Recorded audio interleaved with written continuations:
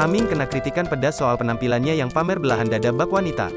Ia sampai disebut memberi pengaruh buruk pada anak-anak. Aktor sekaligus komedian Aming beberapa waktu belakangan ini terus jadi sorotan. Hal itu bermula dari penampilan barunya yang berubah 180 derajat.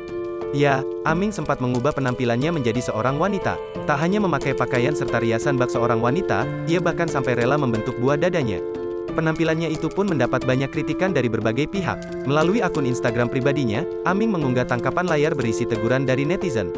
Di sana, ia dikritik habis-habisan soal penampilannya pamer belahan dada yang dinilai mempengaruhi perkembangan anak-anak. Maaf Aming, mungkin dulu Anda traumatis, sehingga menjadi seperti sekarang. Ada baiknya belahan dadanya ditutupi karena yang melihat tidak hanya orang dewasa tapi juga anak-anak. Kamu tidak maukan hal yang sama terjadi pada anak lain.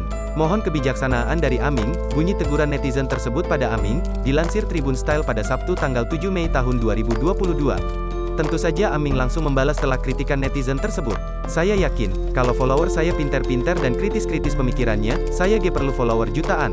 Tapi nalar, intelektualitas, logika, etika, adab dan pemahamannya ya gitu dah, maaf, tulis Aming mengawali.